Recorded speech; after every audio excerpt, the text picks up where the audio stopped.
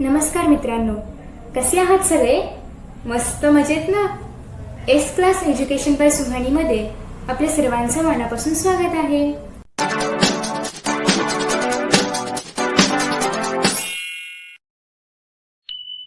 आज आपण पाहतोय 9th standard science lesson number 5 acids bases and salts. तर या चॅप्टरमध्ये आपण ॲसिड्स बेसेस सॉल्ट्स कसे ओळखायचे, कसे तयार होतात किंवा त्यांच्या काही प्रॉपर्टीज आहेत का, त्या प्रॉपर्टीजच्या अनुषंगाने आपण त्याचा डिफरन्स बिटवीन लिहू शकतो वगैरे वगैरे गोष्टी पाहणार आहोत. So let us start. So पहिल्यांदा तर आपल्याला कॅन यू रिकॉलमध्ये एक छोटीशी ॲक्टिव्हिटी सांगितलेली आहे की खाली आपल्याला काही सबस्टन्सेस दिलेले आहेत आणि ते सबस्टन्सेस तुम्हाला 3 ग्रुप्समध्ये क्लासिफाय करायचे आहेत. 3 ग्रुप्स म्हणजे एकतर ते ॲसिडिक आहे, ते बेसिक आहे की ते न्यूट्रल आहे. ओके, सो हे तुम्हाला लिटमस पेपरच्या सहाय्याने करायचं आहे. लिटमस पेपर तुम्हाला माहिती असेलच, एक प्रकारचं इंडिकेटर आहे ज्याच्या आधारे आपण एखादं सोल्युशन किंवा एखादा सबस्टन्स ॲसिडिक आहे का, बेसिक आहे का, न्यूट्रल आहे हे ओळखू शकतो. आता जेव्हा ॲसिडिक आहे एखादा सबस्टन्स हे आपण कसं ओळखणार, तर जेव्हा ब्ल्यू लिटमस पेपर रेडमध्ये कन्वर्ट होतो तेव्हा आपण असं म्हणणार की ते जे सोल्युशन आहे किंवा तो जो सबस्टन्स आहे तो ॲसिडिक आहे. आणि जेव्हा रेड लिटमस पेपर ब्ल्यूमध्ये कन्वर्ट होतं तेव्हा आपण असं म्हणणार की ते जे सोल्युशन किंवा सबस्टन्स आहे ते बेसिक आहे. आणि जेव्हा काहीच चेंजेस होत नाहीत, रेडचं रेडच राहतं आहे, ब्ल्यूचं ब्ल्यूच राहतं आहे, तेव्हा आपण म्हणणार की तो सबस्टन्स नाही ॲसिडिक आहे नाही बेसिक आहे, म्हणजे तो न्यूट्रल आहे. Okay, so let us start. हे तुम्ही लिटमस पेपरच्या आधारे करायचे. मी जस्ट काही एक्झाम्पल सांगेन, बाकी तुम्ही चेक करून बघू शकता.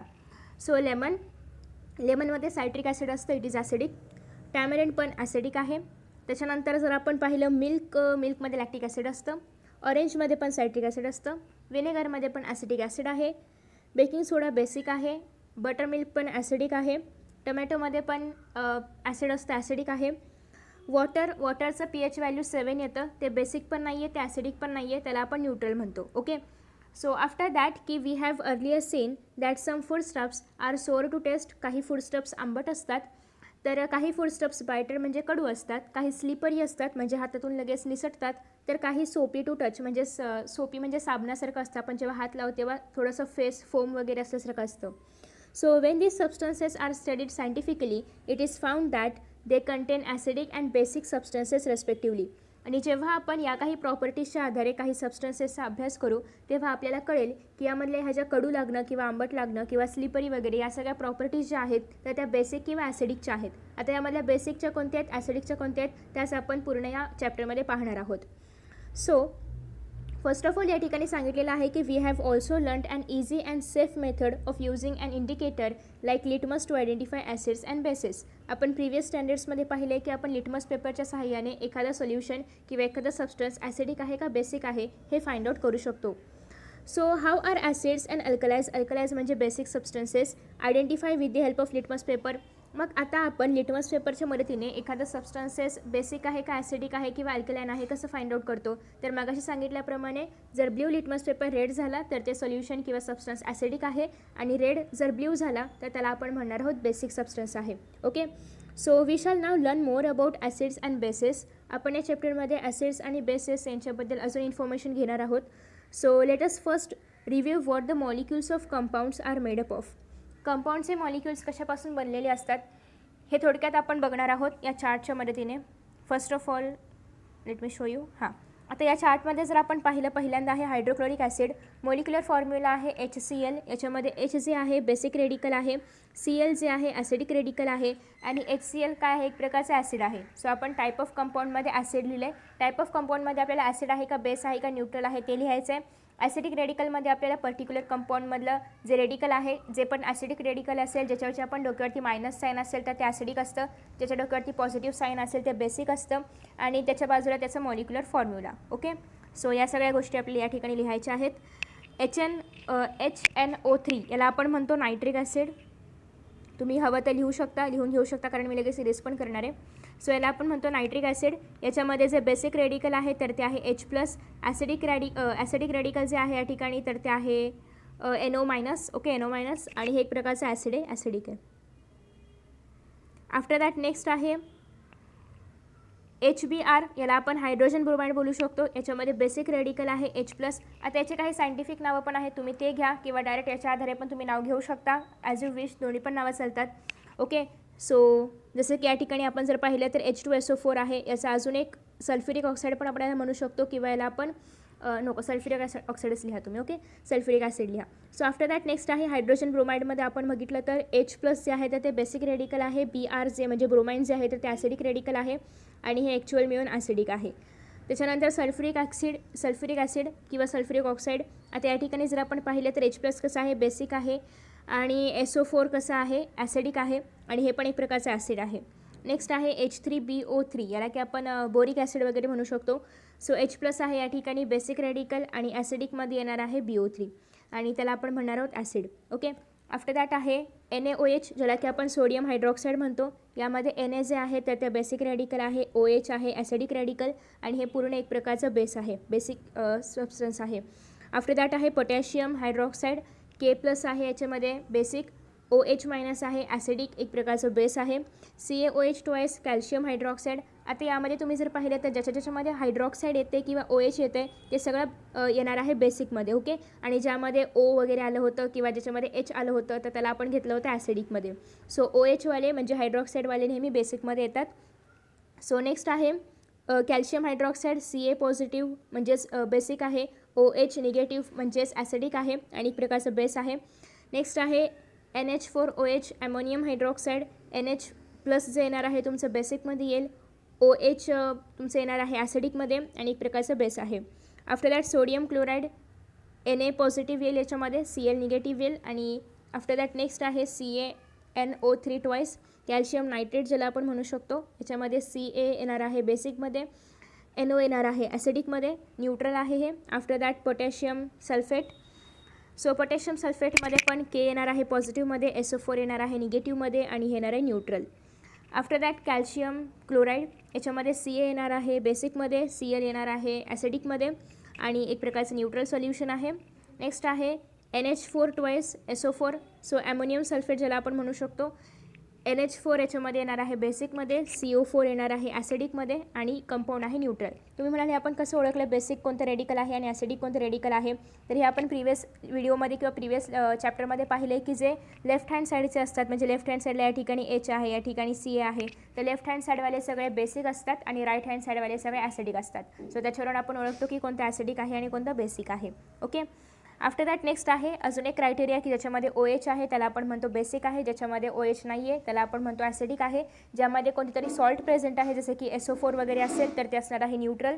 ओके, सो या काही गोष्टी आहेत, तुम्ही याच्यावरून पण क्लासिफाय करू शकता की कोणतं कंपाऊंड ॲसिडिक आहे, कोणतं न्यूट्रल आहे आणि कोणतं बेसिक आहे. Some compounds are seen to have H+ as basic radical in their molecules. आपण पहिले काही कंपाऊंड्स पाहिले होते की ज्यामध्ये H+ होतं, बेसिक रेडिकल होतं, त्यांना आपण म्हणणार आहोत ॲसिड्स. ओके, ते सगळे काय होते, ॲसिड्स होते. आणि some compounds are seen to have OH- as the acidic radical in their molecule. काही याच्यामध्ये OH- होतं, त्याला आपण म्हणणार आहोत की ते बेसेस आहेत किंवा बेसिक आहेत. आणि those ions compounds which have a basic radical other than H+ and acidic radical other than OH- are called as salts. आणि ज्यामध्ये बेसिक H+च्या वेगळं काहीतरी होतं आणि ॲसिडिकमध्ये OH- वेगळं काहीतरी होतं, त्याला आपण म्हणणार आहोत न्यूट्रल किंवा त्याला आपण सॉल्ट्स म्हणणार आहोत. न्यूट्रल आणि सॉल्ट्स आपण कोणतंही घेऊ शकता, फक्त या ठिकाणी चॅप्टरमध्ये आपण सॉल्ट्स पाहतोय तर न्यूट्रलच्या ऐवजी आपण सॉल्ट्स कन्सिडर करूया. ओके, दोघांचा पण अर्थ शक्यतो सेम होतो. So now complete the B part of the table above. Actually आपण दोन्ही एकत्र भरलेलं आहे, बट तरीही त्यांच्या मते आधी आपण A सॉल्व करायला पाहिजे होतं, मग आपण B सॉल्व करायला पाहिजे होतं. इट्स ओके, आपण दोन्ही पण भरलेलं आहे. So it will be clear that there are 3 types of ionic compounds, that is acids, bases and salts. So आता आपण पाहणार आहोत की आयोनिक कंपाऊंड्स काय असतात, त्यांचं रेक्युपुलेशन काय आहे. So first of all, the molecule of an ionic compound has two constituents, namely cations and anions. आता यामधले cations पॉझिटिव्ह वाले असतात, anions निगेटिव्ह वाले असतात. जे पॉझिटिव्ह वाले असतात त्यांना आपण बेसिक रेडिकल म्हणतो, जे निगेटिव्ह रेडिकल्स असतात त्यांना आपण ॲसिडिक रेडिकल म्हणतो. हे सगळं काही आपण 4th चॅप्टरमध्ये पाहिलं आहे आणि आय होप की तुम्ही तो चॅप्टर पाहिला असेल. सो आता याच्यामध्ये जसं की आपण पाहतो की पॉझिटिव्ह आणि निगेटिव्ह चार्ज आहे, हे आहेत केटायन्स, हे आहेत एनायन्स. तर यांच्यामध्ये कसं आहे, अपोजिट चार्ज आहे. अपोजिट चार्जमुळे यांच्यामध्ये फोर्स ऑफ अट्रॅक्शन तयार होतं आणि त्यामुळे या ठिकाणी जे केमिकल्स आहेत, जे एलिमेंट्स आहेत, त्यांच्यामध्ये एक बॉन्ड तयार होतो, त्याला आपण म्हणणार आहोत ionic bond. So ionic bond कशामुळे तयार होतो, अपोजिटली चार्ज पार्टिकल्समध्ये असणाऱ्या फोर्स ऑफ अट्रॅक्शनमुळे. So, the force of attraction between one positive charge on a cation and one negative charge on an anion makes one ionic bond. So, cation वरती असणारा positive charge आणि anion वरती असणारा negative charge यापासून आपल्याला ionic bond तयार झालेला पाहायला मिळतो. जसं की या ठिकाणी जर आपण पाहिलं NaClचं एक्झाम्पल, प्रिवियस चॅप्टरमध्ये पण आपण सेम एक्झाम्पल पाहिलं होतं. सो या ठिकाणी Na जे आहे तर ते कसं आहे, Na जर आपण पाहिलं एक प्रकारचं मेटल आहे, Cl जर आपण पाहिलं एक प्रकारचं नॉन मेटल आहे. सो Naचं ॲटॉमिक नंबर काय आहे 11 म्हणजे याचं इलेक्ट्रॉनिक कन्फिगरेशन 2,8,1. याच्या आउटरमोस्ट शेलमध्ये किती इलेक्ट्रॉन्स आहेत, फक्त सिंगल इलेक्ट्रॉन आहे. जर त्याने हा इलेक्ट्रॉन दुसऱ्या कोणाला तरी दिला तर ह्याच्यामध्ये 2,8 होतील, म्हणजे हा पूर्णतः स्टेबल होईल. ॲग्री? ओके. सो जेव्हा हा पूर्णतः स्टेबल होईल तर त्याला पूर्ण स्टेबल होण्यासाठी काय करावं लागेल, त्याचा एक इलेक्ट्रॉन लूज करावा लागेल. सो बेसिकली मेटल्स काय करतात, इलेक्ट्रॉन्स लूज करतात. ओके, मेटल्सची टेंडन्सी काय असते, इलेक्ट्रॉन्स लूज करण्याची. सो आता या ठिकाणी Na काय करणार आहे, आपला जो 1 इलेक्ट्रॉन आहे तर तो देणार आहे. कोणाला देणार, तर त्याची आवश्यकता आहे क्लोरीनला. क्लोरीनचा ॲटॉमिक नंबर आहे 17, इलेक्ट्रॉनिक कन्फिगरेशन 2,8,7. आता या ठिकाणी क्लोरीनला स्टेबल व्हायला काय पाहिजे, एक इलेक्ट्रॉन पाहिजे, जेणेकरून 8 होऊन तो स्टेबल होईल. आता 7 इलेक्ट्रॉन कोणाला तरी देण्यापेक्षा क्लोरीनला इझी आहे की तो कोणाकडून तरी एक इलेक्ट्रॉन घेईल. मग त्यासाठी तो काय करणार आहे, या सोडियमपासून एक इलेक्ट्रॉन घेणार आहे आणि त्याच्यामुळे तो एक इलेक्ट्रॉन ॲक्सेप्ट करेल. ॲज यू नो की जे नॉन मेटल्स असतात, क्लोरीन नॉन मेटल आहे, त्यांची टेंडन्सी असते इलेक्ट्रॉन्स घेण्याची. ओके, त्याच्यामुळे ते नेहमी इलेक्ट्रॉन्स घेत असतात, कोणालाही इलेक्ट्रॉन्स ते देत नाहीत. सो आता जेव्हा Na एक इलेक्ट्रॉन देणार आहे तेव्हा त्याच्या डोक्यावरती पॉझिटिव्ह चार्ज येईल आणि क्लोरीन जेव्हा एक इलेक्ट्रॉन एक्सेप्ट करणार आहे तेव्हा त्याच्या डोक्यावरती निगेटिव्ह चार्ज येणार. So Na plus Cl minus अशा प्रकारे एक रिलेशन आपल्याला या ठिकाणी पाहायला मिळते. आणि इथे जर आपण पाहिलं तर यांच्यामध्ये अपोजिट चार्ज आहे प्लस आणि मायनस, आणि अपोजिट चार्जेसमुळे यांच्यामध्ये फोर्स ऑफ अट्रॅक्शन तयार होतं आणि या दोघांपासून एक कंपाऊंड तयार होतं NaCl, ज्याला की आपण सोडियम क्लोराईड म्हणतो आणि यालाच आपण आयोनिक बॉन्ड म्हणतो. सो अशा पद्धतीने बेसिकली आयोनिक बॉन्ड तयार होतो.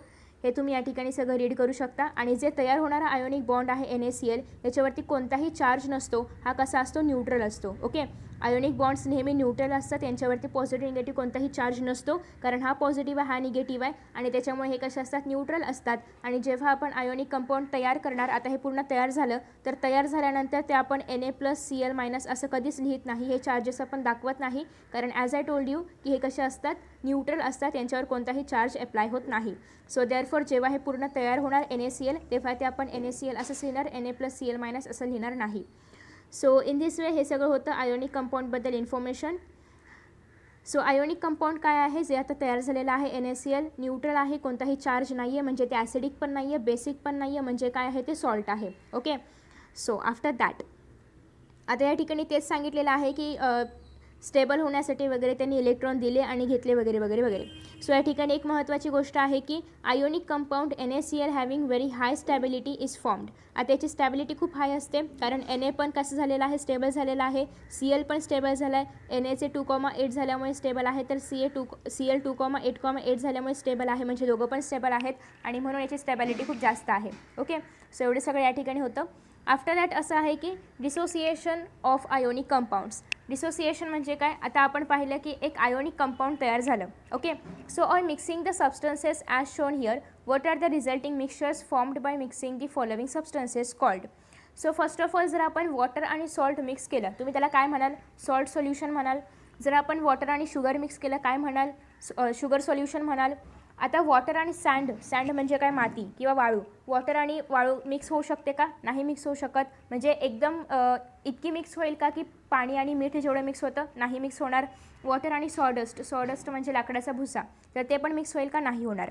मग या ठिकाणी आपण काय पाहिलं, पहिले दोन जे एक्झाम्पल्स आहेत त्याच्यामध्ये जर आपण पाण्यामध्ये सॉल्ट आणि वॉटर जर टाकलं, वेगवेगळ्या पाण्यामध्ये जर आपण टाकलं सॉल्ट आणि शुगर, ओके, तर आपल्याला एक पूर्ण होमोजिनियस मिक्सचर पाहायला मिळते. म्हणजे पाण्यामध्ये पूर्णतः मीठ विरघळतं, पाण्यामध्ये साखर पण पूर्ण विरघळते आणि विरघळल्यानंतर असं आपल्याला दिसतच नाही की त्यामध्ये आपण काहीतरी मिक्स केलं आहे. ओके, पण तेच जर आपण वॉटर आणि सँडसोबत पाहिलं तर सँड पूर्ण विरघळते का, नाही विरघळत. ती जर जाड असेल तर ती तळाला जाऊन पोहोचते, त्यामधले काही लायटर सबस्टन्सेस असतील, लायटर पार्टिकल्स असतील, ते पाण्याच्या वरती तरंगणार. आणि आफ्टर दॅट वॉटर आणि सॉडस्टमध्ये जर आपण पाहिलं तर मोस्टली सॉडस्ट खूप हलकी असते, कारण लाकडाचा भुसा मोस्टली हलका असतो.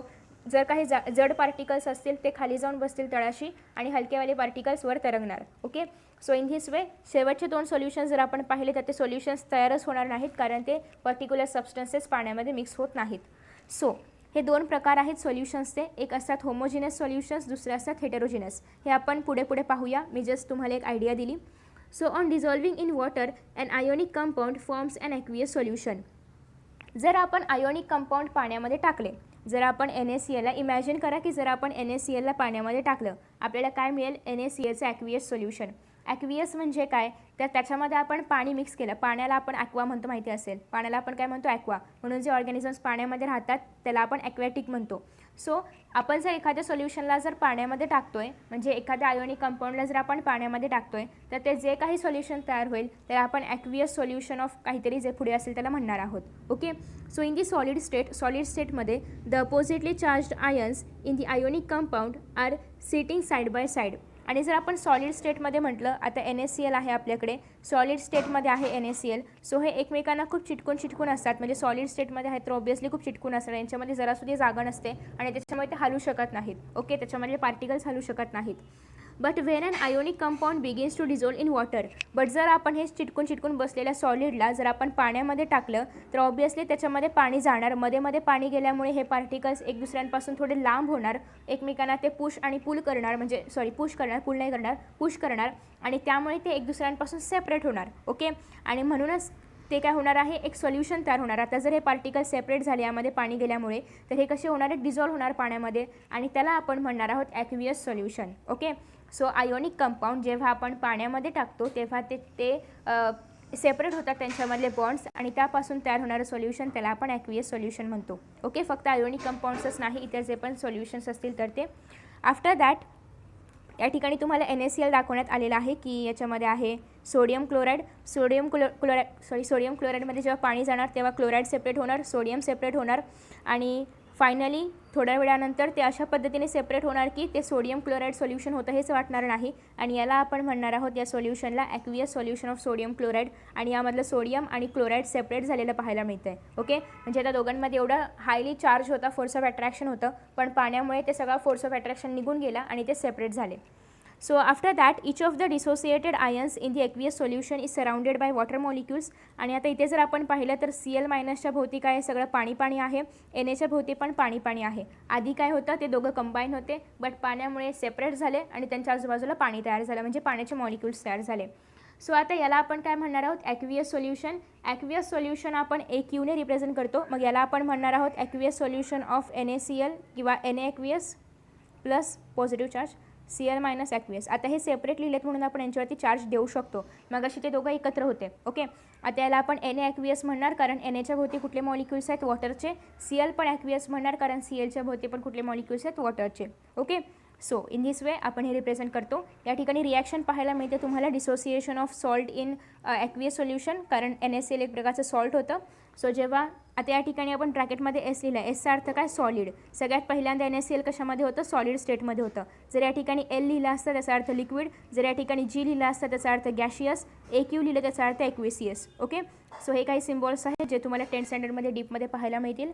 सो NaClमध्ये जेव्हा आपण वॉटर टाकणार, प्रोसेस कोणती होणार, डिसोसिएशन. कोणती प्रोसेस होते ती पण आपल्याला लिहावी लागते या ॲरोच्या खाली. बेसिकली हा ॲरो का आहे, आपण असं का लिहितो, तर या ठिकाणचं जे मटेरियल असतं त्याला आपण रिॲक्टंट म्हणतो आणि या ठिकाणच्या मटेरियलला आपण प्रोडक्ट म्हणतो. ओके, आणि हे जे रिॲक्टंट आहे तर त्याच्या आणि प्रोडक्टच्या मध्ये आपण ॲरो टाकतो आणि ॲरो रिॲक्शनची दिशा ठरवतो. या ठिकाणाहून रिॲक्शन या ठिकाणी चालले हे आपल्याला ॲरो सांगतो. ओके, सो बेसिकली या ठिकाणी जेव्हा डिसोसिएशन होणार तर Na सेपरेट होतं आहे, Cl सेपरेट होतं आहे. Naवरती पॉझिटिव्ह चार्ज आहे, Clवरती निगेटिव्ह चार्ज आहे आणि Naच्या भोवती वॉटर मॉलिक्युल्स असल्यामुळे त्याला आपण ॲक्वियस सोल्युशन म्हणतो आहे. आणि AQ लिहिलं आहे, Clच्या भोवती पण वॉटर मॉलिक्युल्स असल्यामुळे त्याच्या भोवती वॉटर मॉलिक्युल्स आहेत म्हणून आपण त्याच्या बाजूला AQ असं लिहिलेलं आहे. सो इन दिस वे याला आपण म्हणणार आहोत की डिसोसिएशन ऑफ आयोनिक कंपाऊंड्स किंवा सोल्युशन्स. आफ्टर दॅट आहे Arrhenius theory of acids and bases. आता अल्हेरेनियस काय होतं, तर अल्हेरेनियस नावाचे एक सायंटिस्ट होते, स्वीडिश सायंटिस्ट होते. त्यांनी ॲसिड्स आणि बेसेस यांच्यावरती आधारित एक थिअरी सांगितली होती 1887ला. आणि ही थिअरी अशी होती की त्यांनी याच्यामध्ये ॲसिड्स आणि बेसेस यांची डेफिनेशन पण सांगितली होती. सो फर्स्ट ऑफ ऑल या ठिकाणी त्यांनी ॲसिड्स म्हणजे काय ते सांगितलं आहे की an acid is a substance which on dissolving in water gives arise to H+ ions as the only cation. आणि फॉर एक्झाम्पल HCl असो, H2SO4 असो, H2CO3 असो. म्हणजे काय की जेव्हा आपण ॲसिडला डिझॉल्व करायला पाण्यामध्ये टाकणार, सपोज की आपल्याकडे HCl नावाचा हायड्रोक्लोरिक ॲसिड आहे, ते जेव्हा मी पाण्यामध्ये डिझॉल्व्ह व्हायला टाकणार, तर जेव्हा हे डिझॉल्व्ह होणार तर डिझॉल्व्ह झाल्यानंतर मला H+ आणि Cl- आयन मिळणार आहे. ओके, H+ नावाचं केटायन मिळणार आहे, Cl- नावाचं एनायन मिळणार आहे.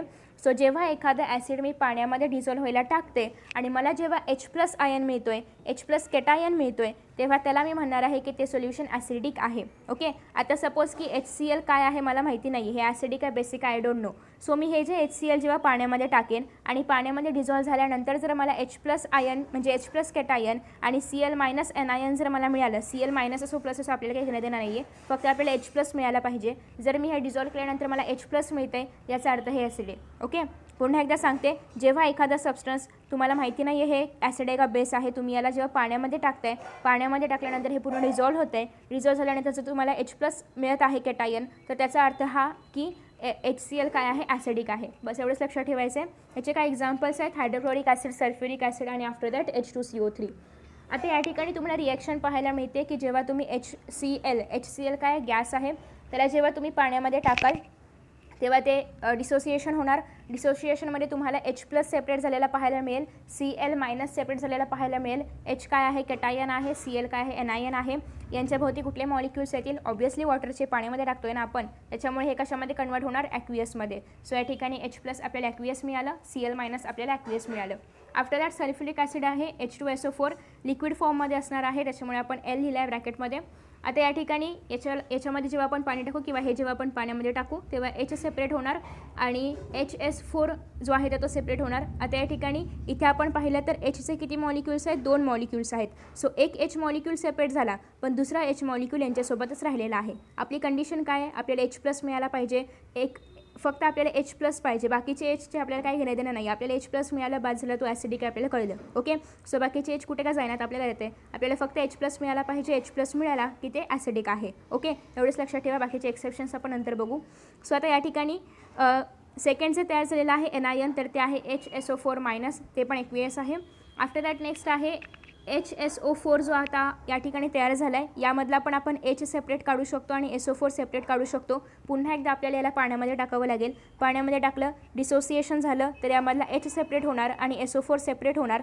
H जो आहे पुन्हा एकदा H+मध्ये सेपरेट झाला आहे, म्हणजे ह्याच्यामधला तयार झालेला जो HSO4 आहे हा पण एक प्रकारचा ॲसिडच आहे. Okay, so in this way आपण प्रत्येक वेळेस ॲसिड आहे का बेसेस आहेत हे पाण्यामध्ये टाकून फाइंड आउट करू शकतो. त्यामधून H+ बाहेर आलं की ते ॲसिड आहे. मग आता H+ नाही आलं तर काय, तर ते H+ नाही आलं, जर आपल्याला OH- मिळालं तर ते असणार आहे बेसिक. ते आपण पुढे बघूया. आधी आपल्याकडे काही एक्झाम्पल्स आहेत ते आपण बघणार आहोत. So first of all use your brain पॉवरमध्ये आहे की what are the names of following compounds. यामध्ये पहिला आहे NH3 जे की आहे अमोनिया, Na2O ज्याला की आपण सोडियम ऑक्साईड म्हणतो, आणि CaO म्हणजे calcium oxide. So when the above compounds are mixed with water they combine with water. जर हे कंपाऊंड्स आपण वॉटरसोबत मिक्स केले तर ते काय देणार आहेत, आपल्याला वॉटरशी कंबाईन होऊन मिळणार आहेत. सो तर तेव्हा complete the following table by writing the ions formed by their combination with water. So आता या ठिकाणी जेव्हा आपण अमोनियाला वॉटरमध्ये टाकतोय तर आपल्याला रिॲक्शन काय मिळते, NH4 आणि हा जो आपला H2O आहे तर त्याचं OH तयार झालं आहे. OHमध्ये कन्वर्जन झालं आहे. OH आहे का, आपल्याला काय पाहिजे होतं, H+ पाहिजे होतं. H+ मिळालं आहे का, नाही. काय मिळालं, OH-. OH- जेव्हा आपण मिळतं तेव्हा समजायचं की तो जो पर्टिक्युलर कंपाऊंड आहे तर तो बेसिक आहे किंवा बेस आहे. जर H+ मिळालं तो ॲसिडिक आहे, OH- मिळाला तो बेसिक आहे. नेक्स्ट जर आपण पाहिलं आपल्याकडे Na2O आहे, जर इथे तुम्हाला लिहायचं आहे H2O लिक्विड. ओके, जर आपण ह्याला वॉटरसोबत कंबाईन केलं तुम्हाला 2 मॉलिक्युल्स ऑफ Na सेपरेट मिळेल आणि 2 मॉलिक्युल्स ऑफ OH- सेपरेट मिळेल. ओके, आता या ठिकाणी पण OH मिळालेला आहे. OH आहे म्हणजे कसं आहे, हे सोल्युशन बेसिक आहे. ओके, हे सगळं ॲक्वियस लिहायचे, OH पण ॲक्वियसमध्ये मिळालेलं आहे. आफ्टर दॅट आहे कॅल्शियम ऑक्साईड. वॉटरमध्ये टाका, तुम्हाला मिळेल कॅल्शियमचे 2 मॉलिक्युल्स आणि आफ्टर दॅट OHचे पण 2 मॉलिक्युल्स. हे कसं असणार आहे, ॲक्वियसमध्ये असणार आहे, हे पण ॲक्वियसमध्ये असणार आहे. आता हे जे आहे OH- हे मिळालेलं आहे म्हणजे हे सोल्युशन कसं आहे, बेसिक आहे. So in this way basic solutions आहेत हे तिन्ही पण, आणि हे तिन्ही पण काय आहे तर बेस आहेत. ओके, हे तुम्हाला क्लासिफाय करायचं होतं की हे 3 काय आहेत, हे 3 बेस आहेत. आफ्टर दॅट नेक्स्ट बेसची डेफिनेशन आपण बघूया की a base is a substance which on dissolving in water gives rise to the OH- ion as the only anion. जर आपण बेसला वॉटरमध्ये डिझॉल्व केलं, बेस सबस्टन्स आहे एखादा, त्याला जर आपण वॉटरमध्ये टाकलं तर डिझॉल्व झाल्यानंतर त्यापासून आपल्याला OH मायनस मिळणार आहे. सपोज की एखादा सबस्टन्स आहे NaOH, सोडियम हायड्रॉक्साईड आहे. मला माहिती नाही की हे ॲसिडिक आहे का बेसिक आहे, सो मी ह्याला जस्ट वॉटरमध्ये टाकलं. वॉटरमध्ये टाकल्यानंतर मला Na मिळालं आणि OH मायनस मिळालं. हे दोघं पण ॲक्वियस आहेत, हे प्लस आहे. आता या ठिकाणी मला OH मायनस मिळालं. जर मला OH मायनस anion मिळते तर मी सांगणार की ते काय बेस आहे. जर मला यामध्ये H प्लस मिळालं असतं, मी सांगितलं असतं ते ॲसिडिक आहे. ओके, सो आय होप की तुम्हाला डिफरन्स कळला असेल. नेक्स्ट आहे रिॲक्शन, सेम रिॲक्शन आहे. आफ्टर दॅट आहे कॅल्शियम हायड्रॉक्साईड. यामध्ये पण सेम वॉटर गेल्यानंतर Ca म्हणजेच कॅल्शियम सेपरेट होईल आणि हायड्रॉक्साईड सेपरेट होईल. हायड्रॉक्साईड आपल्याला मिळालं की समजायचं ते आहे बेस. आता याच्यामध्ये पण काही प्रकार आहेत की काही स्ट्रॉंग बेस असतात, स्ट्रॉंग ॲसिड्स असतात, वीक बेस असतात, वीक ॲसिड्स असतात. तर त्यात आपण बघूया. First of all, acids and bases are classified into strong and weak types on the basis of their extent to which they dissociate in their aqueous solution.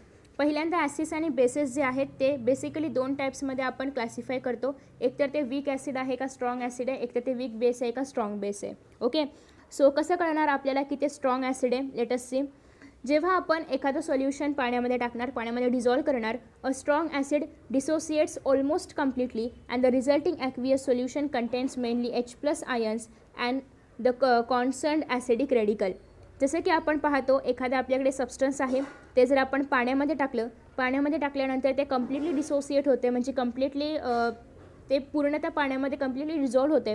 आणि dissolve झाल्यानंतर जे पण आपल्याला ॲक्वियस सोल्युशन मिळते तर त्या ॲक्वियस सोल्युशनमध्ये H+ जास्त आहेत, H+ केटायन्स जास्त आहेत. आणि जेव्हा अशा प्रकारे H+ केटायन्स आणि ॲसिडिक रेडिकल असेल तेव्हा आपण म्हणणार आहोत ॲसिडिक रेडिकल म्हणजे काय, डोक्यावरती मायनस साईन. जेव्हा अशा प्रकारचं सोल्युशन असेल तेव्हा आपण म्हणणार आहोत की ते स्ट्रॉंग ॲसिड आहे.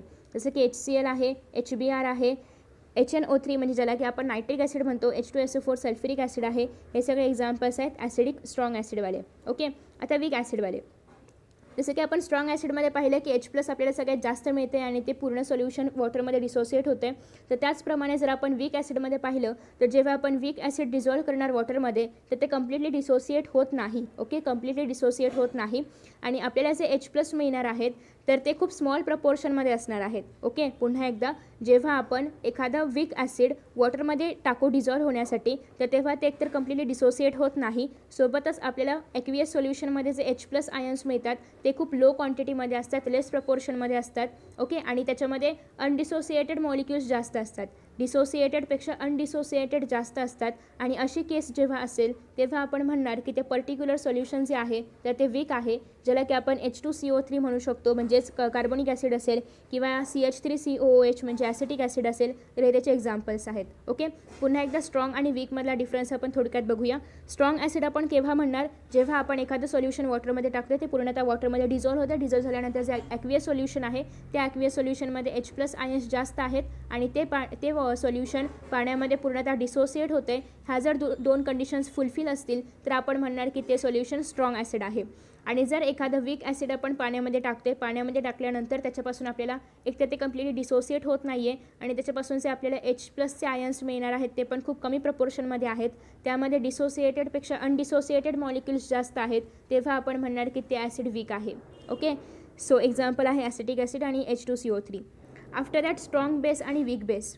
स्ट्रॉंग बेसमध्ये काय आहे, ऑन डिझॉल्विंग इन वॉटर, जेव्हा आपण स्ट्रॉंग बेसला वॉटरमध्ये डिझॉल्व करू, a strong base dissociates almost completely and the resulting aqueous solution contains mainly OH minus ions and constant basic radicals.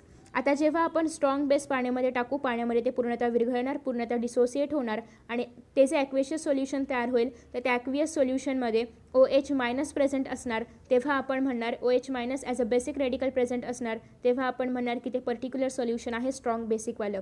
Example आहे NaOH आहे, sodium hydroxide, potassium hydroxide, calcium hydroxide, Na2O. So in this way हे आहेत strong bases. Weak bases same weak ॲसिड्सप्रमाणे, फक्त यामध्ये असणार आहे OH minus.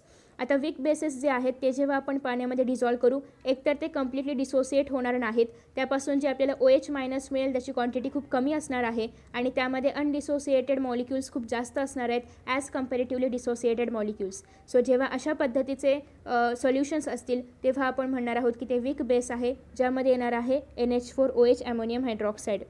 So in this way हे होते स्ट्रॉंग बेस आणि weak base. After that next आहे alkali. The bases which are highly soluble in water are called as alkali. म्हणजे असे बेसेस की जे वॉटरमध्ये हायली सोल्युबल आहेत, वॉटरमध्ये पटकन इझिली डिझॉल्व्ह होऊ शकतात, त्यांना आपण म्हणणार आहोत alkali. For example sodium hydroxide, potassium hydroxide, NH3. आणि हिअर NaOH म्हणजे sodium hydroxide and potassium hydroxide are strong alkalis while NH3 is a weak alkali. म्हणजेच याचा अर्थ काय की अल्कलीमध्ये वीक बेसेस आणि स्ट्रॉंग बेसेस यापैकी जे हायली सोल्युबल असतील तर ते येतात. ओके. आफ्टर दॅट नेक्स्ट आहे बेसिसिटी अँड ॲसिडिटी. तर बेसिसिटी अँड ॲसिडिटीमध्ये जर आपण पाहिलं तर बेसिसिटी ऑफ अन ॲसिडची बेसिसिटी आपण आधी पाहणार आहोत आणि मग ॲसिडिटी ऑफ बेसेस. आता बेसिसिटी ऑफ ॲसिड म्हणजे काय, तर the number of H+ ions obtainable by dissociation of one molecule of an acid is called as basicity. म्हणजे जेव्हा एखादा कंपाऊंड आपण डिझॉल्व करणार आहोत वॉटरमध्ये, तर त्यापासून आपल्याला जे H+ आयन्स मिळणार आहेत की त्या वन मॉलिक्यूल ऑफ ॲसिडपासून आपल्याला जे H+ आयन्स मिळणार आहेत त्याला त्या क्वांटिटीला किंवा त्या नंबरला आपण म्हणणार आहोत बेसिसिटी. आणि after that acidity of bases म्हणजे काय, तर जेव्हा वन मॉलिक्यूल ऑफ बेसमधून आपल्याला OH- आयन्स मिळतात त्याला आपण म्हणणार आहोत ॲसिडिटी. पुन्हा एकदा, वन मॉलिक्यूल ऑफ ॲसिडमधून आपल्याला जे H+ आयन मिळणार आहेत त्याला आपण म्हणणार आहोत बेसिसिटी ऑफ ॲसिड. आणि वन मॉलिक्यूल ऑफ बेसमधून आपल्याला जे OH- आयन्स मिळणार आहेत त्याला आपण म्हणणार आहोत ॲसिडिटी. सो इन दिस वे याला आपण म्हणतो बेसिसिटी म्हणजे काय आणि ॲसिडिटी म्हणजे काय. नेक्स्ट आहे concentration of acid and bases. त्याचबरोबर pH ऑफ सोल्युशन आपण पाहणार आहोत नेक्स्ट व्हिडिओमध्ये. सो आय होप की तुम्हाला आजचा व्हिडिओ आवडला असेल. Thank you so much for watching this video. See you in next video. Bye bye.